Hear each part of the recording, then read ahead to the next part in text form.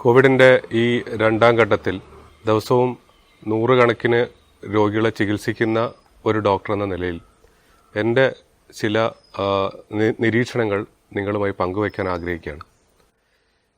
നമ്മുടെ ആശുപത്രിയിലൊക്കെ തന്നെ ഈ മരണ കാരണമാവാൻ ഉള്ള പ്രധാന കാരണം ഈ വീട്ടിൽ ചികിത്സയിലുള്ള ആൾക്കാർ ചില കാര്യങ്ങൾ അത് മുൻകൂട്ടി മനസ്സിലാക്കാൻ വരുന്നതിലുള്ള വ്യത്യാസമാണ്.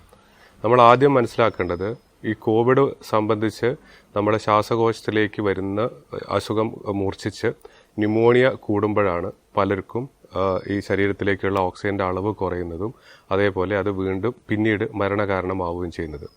വീട്ടിൽ ചികിത്സയിലുള്ള ആൾക്കാർ മുഴുവൻ ഇത് നേരത്തെ കണ്ടുപിടിച്ച് കൃത്യസമയത്ത് ചികിത്സ തേടിക്കഴിഞ്ഞാൽ ഗുരുതരാവസ്ഥയിലേക്ക് പോകാനുള്ള സാധ്യത ഒരളവ് വരെ കുറയ്ക്കാൻ പറ്റും.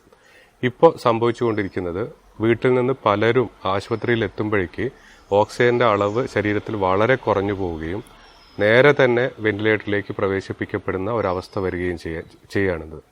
ആ രീതിയിലേക്ക് നമുക്കൊരു രോഗിയെ നമുക്ക് കിട്ടിക്കഴിഞ്ഞാൽ, അതായത് വളരെ തുടക്കത്തിലൊന്നും ചികിത്സ കിട്ടാതെ ആശുപത്രിയിൽ വരുമ്പോൾ തന്നെ ഓക്സിജൻ്റെ അളവ് വളരെ കുറഞ്ഞ് ന്യൂമോണിയ വളരെ കൂടി വെന്റിലേറ്ററിലേക്ക് പ്രവേശിപ്പിക്കപ്പെടുന്ന ഒരവസ്ഥയിൽ ഒരു രോഗി വന്നു കഴിഞ്ഞാൽ ആ രോഗി രക്ഷപ്പെടാനുള്ള സാധ്യത വളരെ കുറവാണ്. അപ്പം ഇതെങ്ങനെ ഒഴിവാക്കാമെന്നാണ് നമ്മൾ വീട്ടിൽ ചികിത്സയിലിരിക്കുന്ന എല്ലാവരും മനസ്സിലാക്കേണ്ടത്. ഒന്ന്, ഈ രോഗത്തിൻ്റെ ലക്ഷണങ്ങളെപ്പറ്റി നമുക്ക് കൃത്യമായ ധാരണയുണ്ടാവണം. ഞാൻ പല പ്രാവശ്യം പറഞ്ഞതാണ്, തുടക്കത്തിൽ നമുക്ക് പനി, തലവേദന, ക്ഷീണം, ശരീരവേദന തുടങ്ങിയ രോഗലക്ഷണങ്ങൾ ഉണ്ടാവാം. അത് ആദ്യത്തെ ഒരു 3-4 ദിവസമാണ് അനുഭവപ്പെടുക. അത് സാധാരണ എല്ലാവരിലും കാണുന്നതാണ്. നമ്മൾ അധികം അതിനെപ്പറ്റി വ്യാകുലപ്പെടേണ്ട കാര്യമില്ല. പിന്നീടാണ് ഈ രോഗം അതിൻ്റെ രണ്ടാം ഘട്ടത്തിലേക്ക് പോകുന്നത്. നമ്മുടെ ശരീരം തന്നെ ഈ വൈറസിനെതിരെ പ്രതിപ്രവർത്തിക്കുമ്പോൾ ഒരു ക്രമാതീതമായ ഈ പ്രതിപ്രവർത്തനം അല്ലെങ്കിൽ നമ്മുടെ ഈ ഇമ്മ്യൂൺ റെസ്പോൺസോ വരുമ്പോഴാണ് നമ്മൾ അടുത്ത ഘട്ടത്തിലേക്ക്, ന്യൂമോണിയയുടെ ഘട്ടത്തിലേക്ക് പോകുന്നത്. ഇത് നേരത്തെ കണ്ടുപിടിക്കാൻ കഴിഞ്ഞു കഴിഞ്ഞാൽ നമുക്ക് പലരിലും ഇതൊരു അപകട നിലയിലേക്ക് പോകുന്നത് മാറ്റാൻ പറ്റും. അതിൽ ശ്രദ്ധിക്കേണ്ടത്, ഒരു 4-5 ദിവസത്തിന് ശേഷം പനി വിടാതെ നിൽക്കുക. രണ്ടാമത്തേത്, ശക്തമായ ചുമ അനുഭവപ്പെടുക. നമ്മൾ കുറച്ച് നടക്കുമ്പോഴേക്ക് ശ്വാസതടസ്സം ഉണ്ടാവുക. അതേപോലെ തന്നെ നമുക്ക് എന്തെങ്കിലും ചെയ്യുന്ന സമയത്തേക്ക് വളരെയധികം കിതപ്പ് അനുഭവപ്പെടുക. ഈ കാരണങ്ങളൊക്കെ കണ്ടു കഴിഞ്ഞാൽ ഉടനടി തന്നെ നമ്മൾ ഒരു വൈദ്യസഹായം തേടിയേ മതിയാവുള്ളൂ.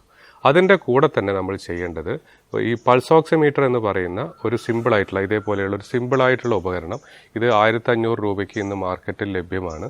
ഇത് ഉപയോഗിച്ചിട്ട് നമുക്ക് നമ്മളെ ശരീരത്തിലേക്കുള്ള ഓക്സിജൻ്റെ അളവ് കുറയുന്നതോ അല്ലെങ്കിൽ ന്യൂമോണിയയിലേക്ക് പോകുന്നതോ പെട്ടെന്ന് കണ്ടുപിടിക്കാൻ പറ്റും.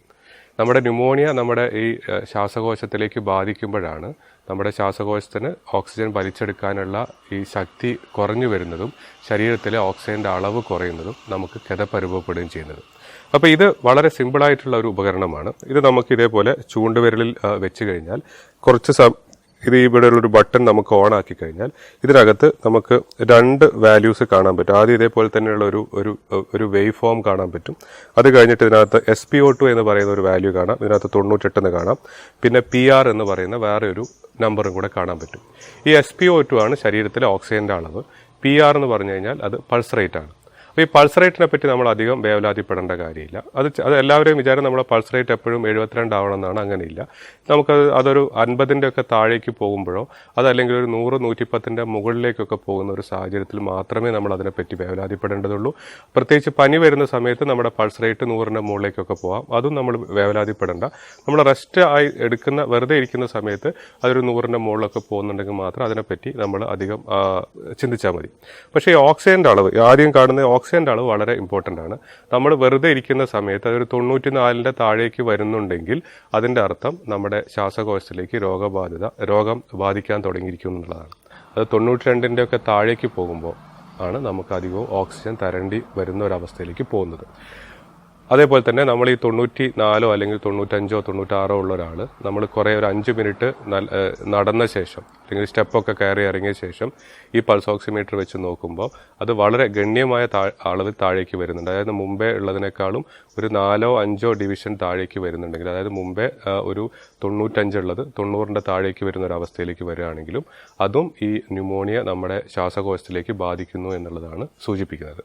ഈ കാര്യങ്ങൾ, സിമ്പിളായിട്ടുള്ള കാര്യങ്ങൾ ചെയ്തു കഴിഞ്ഞാൽ കഴിഞ്ഞ് എന്തെങ്കിലും ചെറിയ ഈ രീതിയിലുള്ള വ്യത്യാസം വരുന്നതനുസരിച്ച് തന്നെ നമ്മൾ ഹോസ്പിറ്റലിൽ അഡ്മിറ്റ് ചെയ്യുകയാണെങ്കിൽ പലരെയും നമുക്ക് വലിയ ഗുരുതരാവസ്ഥയിലേക്ക് പോകാതെ അധിക ദിവസത്തെ ചികിത്സ വേണ്ടാതെ തന്നെ നമുക്ക് ഡിസ്ചാർജ് ചെയ്യാൻ പറ്റും. അപ്പോൾ എല്ലാവരും മനസ്സിലാക്കുക, ഇത് വളരെ സിമ്പിളായിട്ട് നമുക്ക് കണ്ടുപിടിക്കാൻ പറ്റുന്ന ഒരു കാര്യമാണ്.